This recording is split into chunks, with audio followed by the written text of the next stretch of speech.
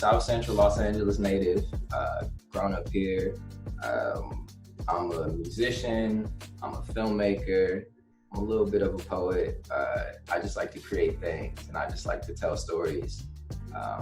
And yeah, so I'm filmmaking for Tree Media and kind of expressing my thoughts on Black culture through N2K's Black Culture Now, and just gathering other people who are Black and may have other experiences, and just gathering thought and challenging opinions. Sounds great. I'm Elizabeth Pryor. You can call me Liz. And I'm a lot of things. I'm from LA. I am a professor at Smith College, historically a women's college in, thank you, in Massachusetts. I am the daughter of Richard Pryor. I am the mother of Lily and Henry Storter. And I think a lot about Black history. That's what I teach and what I think about most of all. Yeah. Amazing. Also, plug your books. You've written books and you're writing a book, please. I'm writing a book right now. That's true. Yeah. Yeah, no, I would love, like, you touched on it a little bit and you were saying, like with your kids and stuff like that, like how they are Black, and like, even though people may not perceive them as Black and due to their skin color and stuff like that. And I would love to hear it, because as like dark-skinned Black person, there's never any time where I cannot claim Black. Right. You know? I wish I could sometimes when I'm getting the tickets and stuff like that. I wish it could just be like. Right. So it's actually really always been very interesting to me, people who have to like walk the line of both, or kind of forced to choose between either one. Right. Yeah. I mean, for some reason, you just remind me of this historical figure named Robert Purvis, who was like he was a Black abolitionist in the 1830s, and he was white. He looked like a white person, and his father was white from South Carolina, and like wasn't a slaveholder, but like dealt in cotton. I mean, you know what I mean? Like it was like a cotton dealer or something like this. And when his sons got older, I believe the story is that he moved the family up to Philadelphia. He had 3 sons, I think. And Robert Purvis was one of those people who made the decision that he was going to live. I mean, he had a choice. He went to Amherst College. He had a choice that he could, live his life as a white person, but he wanted to live his life, fighting for the struggle and, making that choice. And so I think this isn't, obviously it's not a new question, about, how are people going to navigate, skin color. I mean, there's so many examples, but how are people going to navigate skin color when skin color isn't always the indicator of Blackness, right? Very true. Like there are other things that indicate, Blackness. I remember my father had a step grandfather, Pops, it was my great grandfather, and I mean, I remember him having, and this is just in my memory, him having like blue eyes and and it was very disorienting to me, trying to figure out like, was he, but he was Black, but he just looked like a white person, but his whole life experience had been as a Black person. Right, exactly. Wow, that's interesting to me, because it's interesting because seeing like people who have the choice to like claim white, like really go so much for the Black struggle, and then me growing up around a lot of kids who are close to my skin color, rejecting their Black identity to conform to whiteness, even though it's like you're still Black, and it really kind of, it brings about the question of culture, so culture versus skin color. Like, can we consider somebody Black, even if they're my color, who rejects our culture, So I don't know, because I growing up in Santa Monica, like I had to bus and drive an hour and a half to get to school. And, I was always in like AP classes, and it was always interesting the other Black kids that were in the classes with me. Like, because me, as much as I was like a smart kid and stuff like that, I still was very much involved in the hood and a lot of like things that a lot of those kids weren't privy to. But those kids like completely and adamantly rejected it. And even to a certain extent, I did too. Like, it was like an interesting kind of phase in my, not phase, well, yeah, I guess it's developmental phase in my life, where my own, like, I kind of didn't fully embrace my own Blackness due to, everything that was really like happening around me. Because it wasn't just like, for me, a lot of Black culture that I had seen was like really deep, violent hood stuff and crazy stuff and gangs and stuff like that. So unconsciously, I didn't realize that part of me was one, changing how I dressed, to not only fit in, but for safety, but to identify as something I felt as safe, because the kids wearing the snapbacks and this weren't considered safe to me. And so it's just really interesting. Like, what do we consider Black? My experience was exactly the opposite. So I was thinking about what you said about, how you came to school from one kind of cultural experience and even had trouble relating to some of the Black kids that you went to school with. And I've been talking lately to a couple of women that I went to school. I went to a school called Westlake, which was at the time was an all girls high school in LA, and very affluent. And so I was talking to two other Black women that were in my grade with me, and they both grew up in like Ladera Heights and Baldwin Hills. So they obviously, their parents had money. They weren't, but their cultural experience was very immersed in Black culture. Yeah. Where did you grow up? So I grew up in Studio City, and my mother is white and Jewish, or was white and Jewish, and my father is African American. But one of the things for me, like in terms of colorism, that I've been thinking a lot as I'm writing my book, is thinking a lot about lately, is the way, my father's, like my father was not like, even though he had money, he didn't really like live a middle class Black person life. Like, he lived in a very nice house that he didn't have to worry about the payments for and things like that, and he lived out in the valley. But on the other hand, like the people that he had around him were like some of the worst like aspects in some ways, like, drugs and sort of just the way like the ideas that people were like thinking through and stuff like that were like not exactly like the kind of more bourgeois experience of the other Black girls that, who had both parents in the house, and they had like they went to church, or they were members of this club called Jack, which was like for to do like teach people how to be ladies and gentlemen and stuff. Like I didn't have any of that. Like I didn't have any of that, but I also so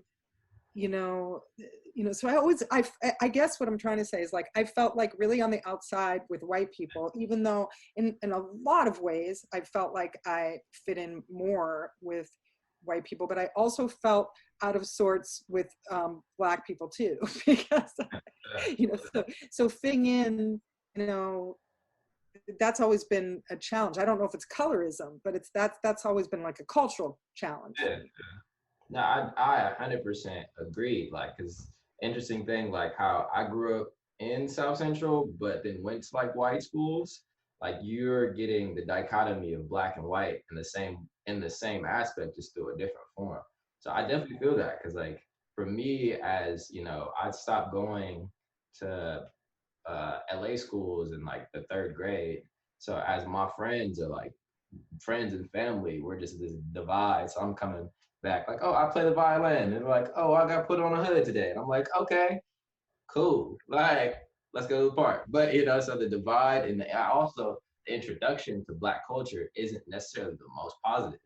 So it's interesting that you said Ladera specifically because those kids have the affluence, but they also have like a positive introduction to Black culture that I don't think other kids even in LA even have that. So that's really interesting. And so growing up, like where did you try to fit in since you felt like you didn't fit in anywhere?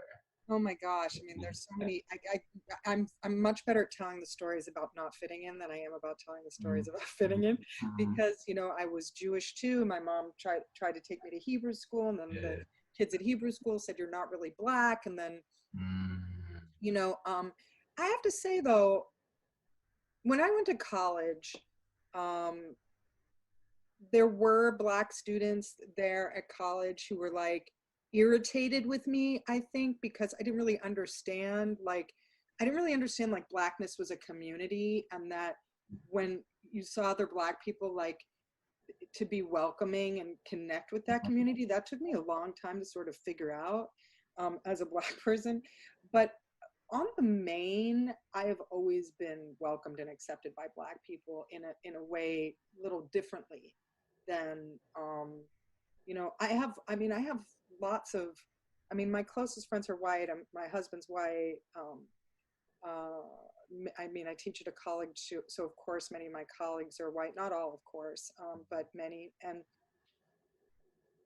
But I think, like, I don't know why I started going through that list, but Oh, please explain. Like, I want your raw experience as you best. want Yeah, because at the end of the day, like part of me doing this is to expose that Black culture is so many different things, right?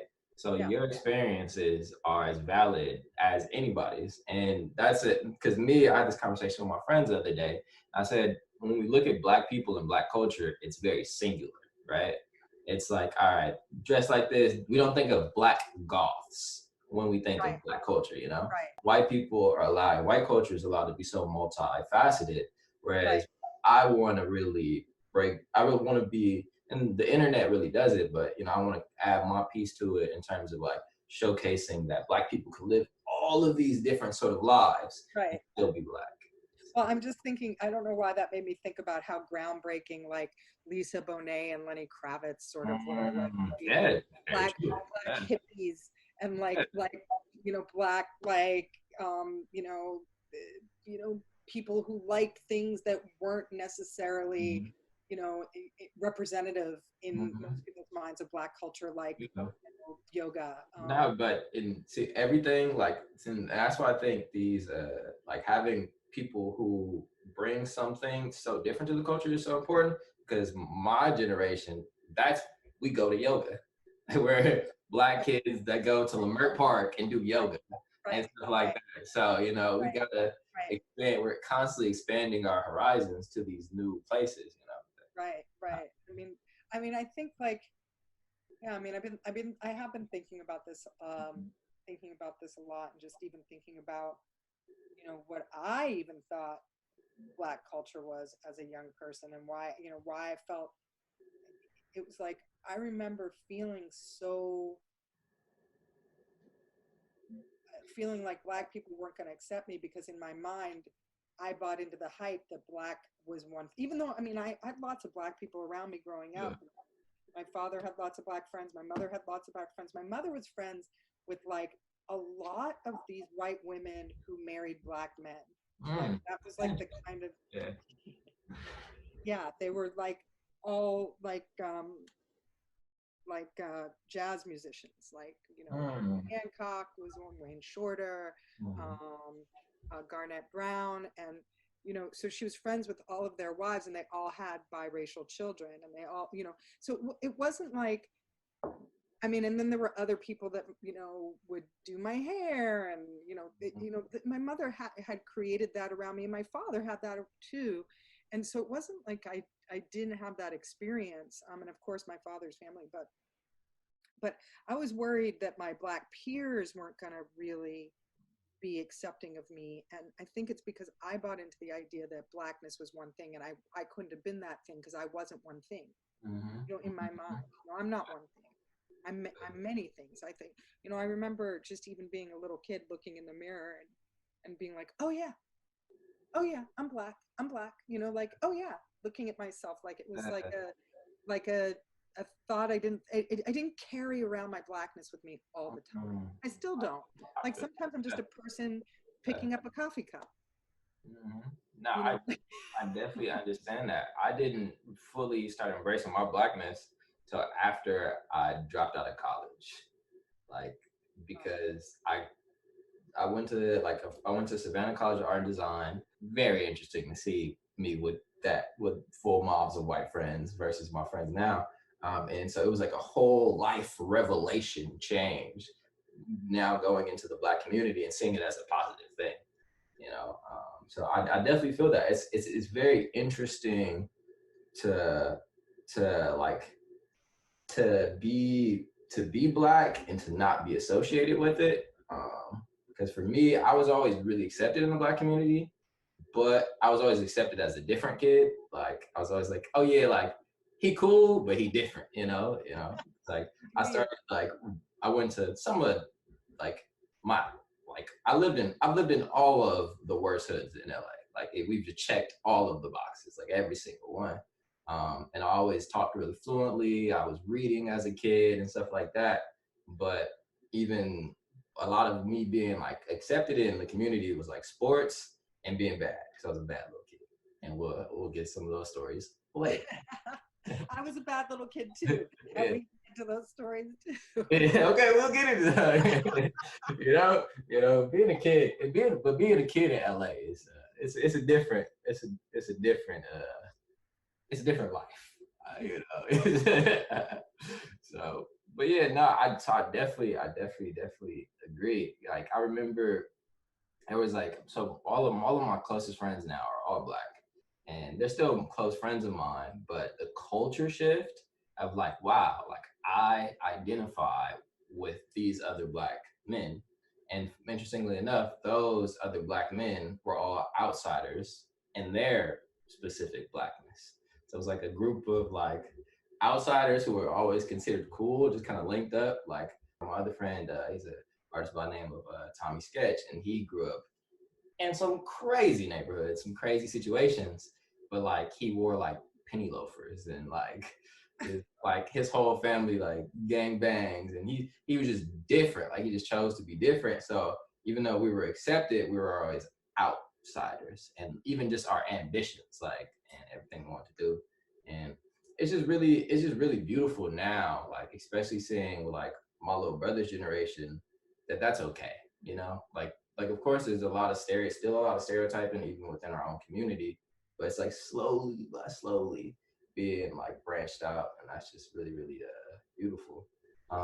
Let me ask you a question. Do you think if you like unwrapped the package of every Black person's humanity, is there actually a thing that is the thing that is this quintessential Blackness that like we're all standing outside of, or is that just a pretend thing that,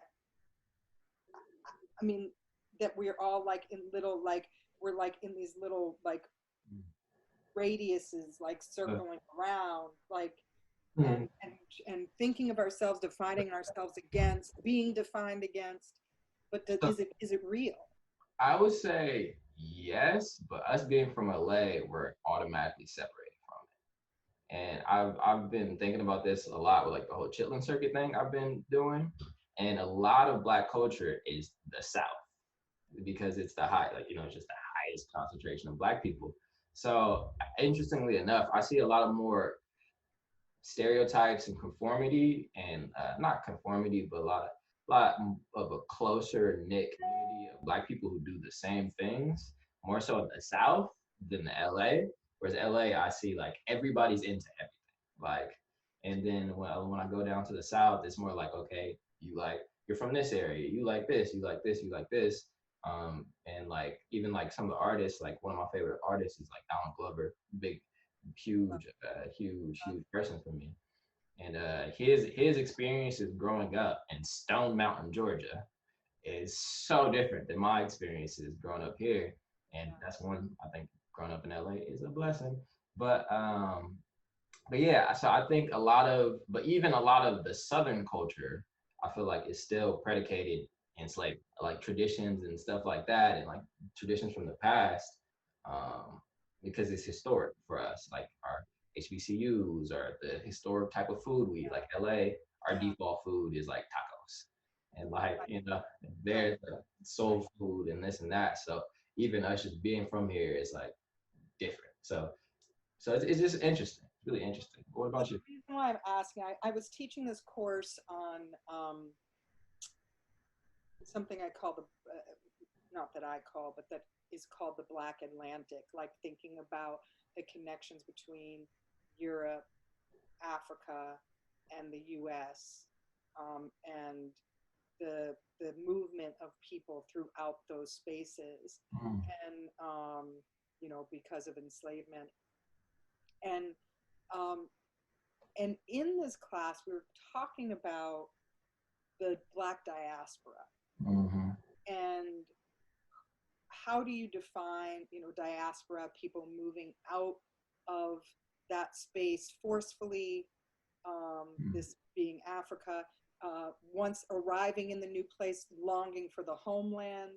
So that's part of what being a part of a diaspora is, and then defining themselves together in some way, against the group that they find themselves in. And so thinking in this course, so there was a student who looked a lot like me, complexion, curly hair, and her parents were from Puerto Rico. And she was like, we're not Black. Now, people with my skin color from Puerto Rico are people who are often have African descent. And that's how you get skin color like this. And I was thinking about her kind of like, not denial, but her rejection, and at least maybe if not her own rejection, her parents and family rejection of being part of the Black diaspora or the African diaspora. And it made me think that if rejecting the diaspora, of being a person who says I'm not part of it, is also part of the diaspora. Yeah, 100%. Like being a person who doesn't even want to claim, like if you're a Black person right now, like, I don't know, did you ever watch The Fresh Prince? Oh yeah, of course. Okay. So if you're like walking around like Carlton, right? I was Carlton for a little bit, I ain't gonna lie. Look at that. But if you're walking around like Carlton, like a little, LA Republican Black person, is that still part of the story of the African diaspora? Like, are there still those that instead of like rejecting the case of Black people, that almost is part of it? So like my feeling like I'm struggling and trying to fit in and make sense of this is almost part of what the diaspora is all about. I don't know. I'm just like thinking this out loud. No, I agree, because it's such like, and that's why it's beautiful to be Black, because it's so multifaceted. Like, because the idea of rejecting our culture, stems back from the slave trade and stuff like that. So it's like there's so many different subcultures and experiences in one culture. An interesting thing you say, like Puerto Rican. I don't know if you've ever seen, there's like a meme online where this one comedian, he's like, Dominicans will be as dark as me, but then be like, I know Black, I'm Dominican. I know Black, I'm Dominican. Right. And it's but it's at the end of the day, we still share a same experience, So I think, we're always linked to a root Black experience, no matter how far, you try to go from it, and so like how you said, the subculture or the rejection culture is still a rejection culture, because you now agree with the people who deny Black culture. So you just created your own version of Black culture, So exactly. That's what I'm thinking about. That's what I'm thinking. It's beautiful, because you have to have so many different schools of thought, you know, for a culture to persist and push each other forward, you know, because you know, now as like Black people gain more financial independence, we're all living different lives. We're constantly growing and living different lives and getting new experiences that other people may not be privy to, that may change our mind, or relationships or friendships and stuff like that. Because I know for like a long time, I know a lot of like Carltons. Like I knew a lot of Carltons, you know, because once again, I was like, I was from the hood, but I was really like it was interesting. It was weird. I'd be like, all right, like I'm partying in Bel Air, but I gotta take the bus home. You know, it's like, can I sleep at your mansion? Nah, I gotta, okay, we gotta hop on that bus and go back to the east side. So I definitely have those experiences, and those kids are just as much as valid. So it's interesting for me for those kids to like push away their Black culture, because like you're still creating a Black culture for your kids, because once again, you really can't take the Black off. Like you just can't. Like you just can't. So you know, you may be Carlton, but when you get stopped by the cops, or you see another Black person sees you, like that's a unique interaction that only you would have with. Like it's always funny, like kids from like Bel Air and Beverly Hills, like as you like, I naturally give like a Black man the nod, like oh, like hey, and they're just kind of looking like, what are you nodding at? But that's a specific Black experience, you know. So Well, I mean, it's so funny because you, you remind me when my daughter was little. So this is a longer story, but when I was in college, I took a class with this incredible, brilliant um, community activist. I went to college at Tufts in Boston, and his name was Jim Vance, and he taught we at Tufts we had this thing called the experimental college, and so you could take these classes that weren't like in the English department or the history department, but were part of the X college, we called it, and he taught this course called Race Awareness in America, and he used to say, "This is real, people. There's a war going on. What side are you on?" And that was the line that he always said. But what I was thinking about was I was connecting it in some ways to my kids, who both of them, my son sort of looks like he's got a little flavor in there, like a little bit. So like people often think he's like Latinx because he's like gotten off the airplane and people are like adios, or like him in Spanish. And he's like, I don't speak Spanish, but I got you. My daughter is like more like freckly, and but they both of them say things like white people ... Like they like both of them. So and that's very real to them, even though people outside might be like, you're a white person, like looking at who they are physically. I think that there's physical experience of like getting pulled over by a cop and having the cops respond to you in a particular way, which is, you know, real dangerous, pernicious. But there's also like an emotional component that is part of this Black experience. Like, you know, what my kids have experienced that I have experienced more rarely is my kids hear how people really think about Black people. Wow. Because they are often in rooms with people who think that they are like-minded because they are not Black, right? They don't know. Yeah, they don't have any sort of Blackness. Right, exactly. Wow. And so they have powerfully witnessed a lot of anti-Blackness in their lives. I think in some ways, sometimes, I mean, of course, I've been called the N-word and stuff like that, so maybe not more than me, but in a different way than me. In a really different way than me. And that impacts their ideas of who they are as African Americans.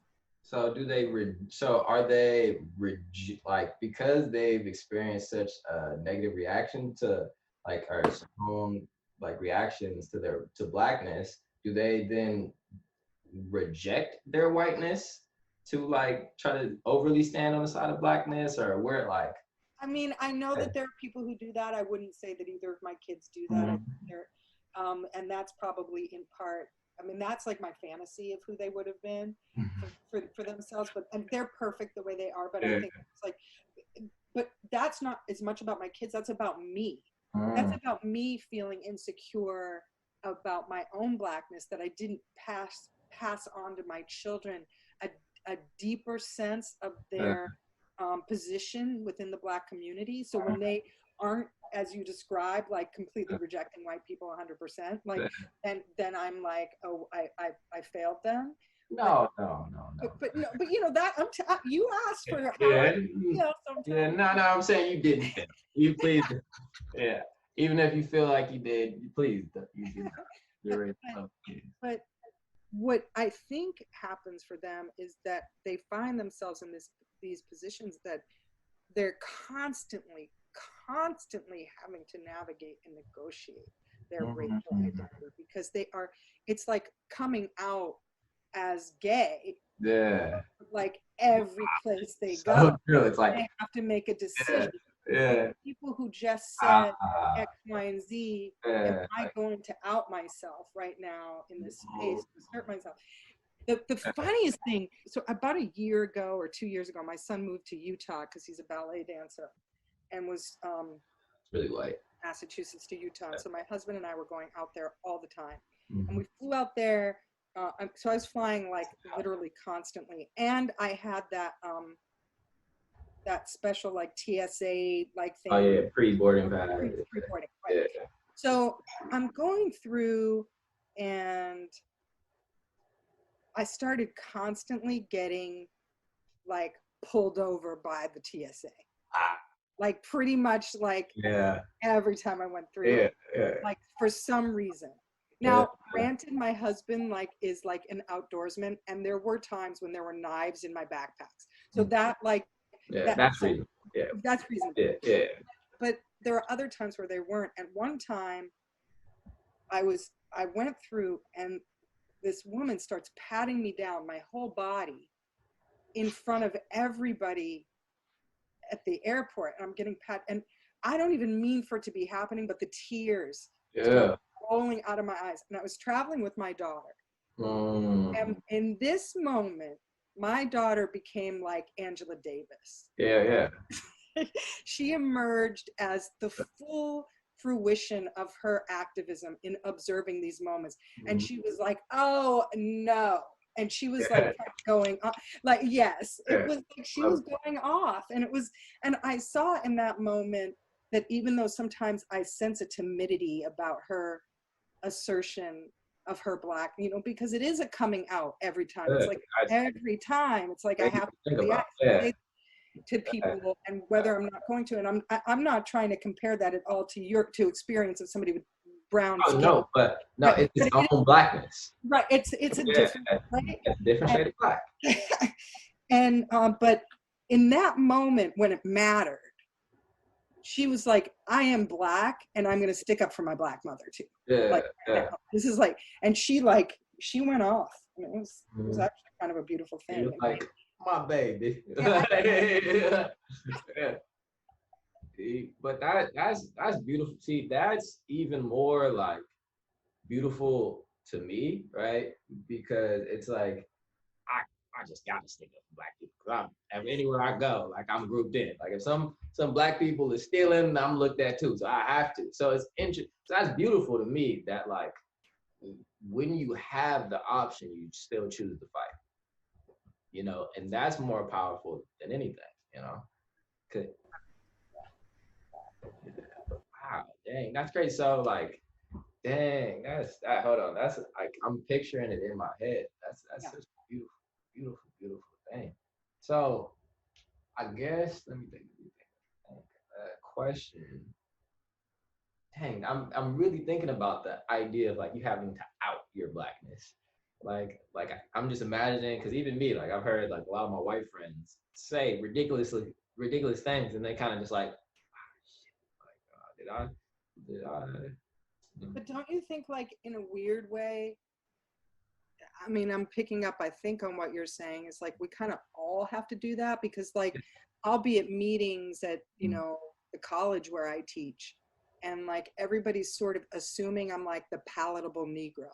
Oh, like, you know, like I'm like sitting there, and they have me in the room because they want to have like they want to like have the cred, like we got the diversity box brown person in the room, and then like you're just like kind of raising your hand, like, excuse me, can you define what you mean when you say like you're like in those spaces, like that's true too. Like even as like people who are physically identified as Black, you still have to make the choice.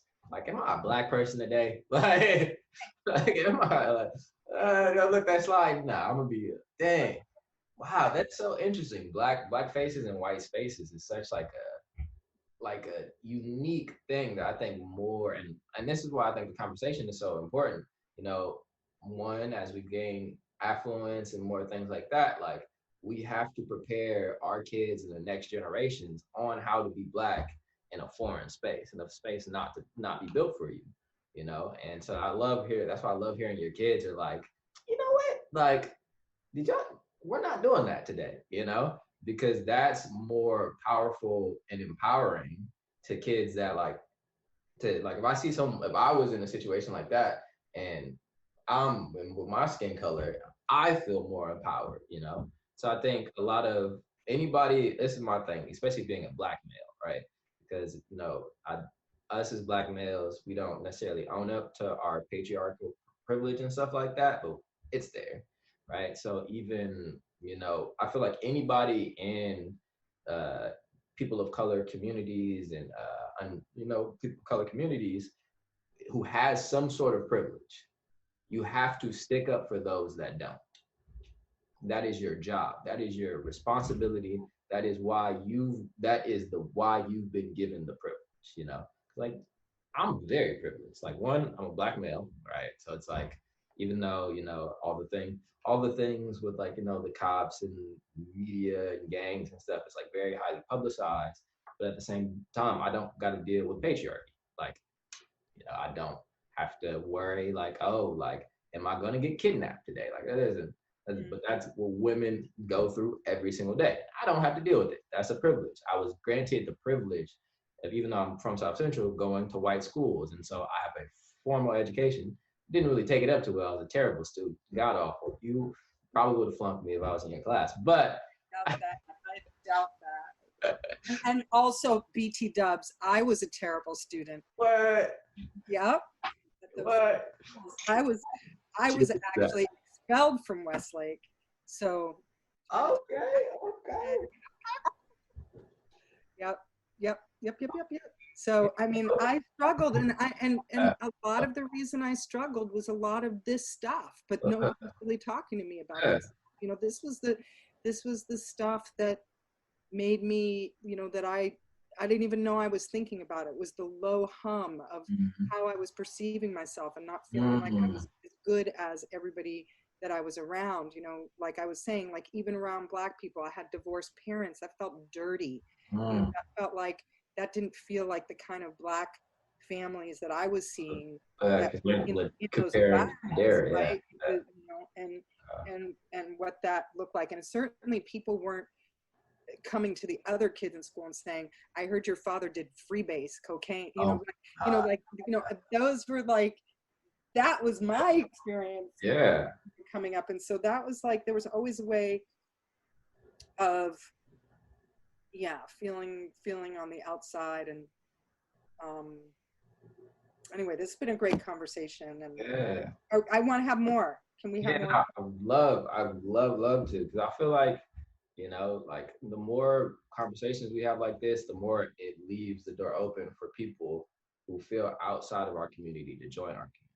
Yeah. Maybe steal a couple Carltons, turn Carlton into Will one time, I would love to be a part of it. Invite me back. Hey.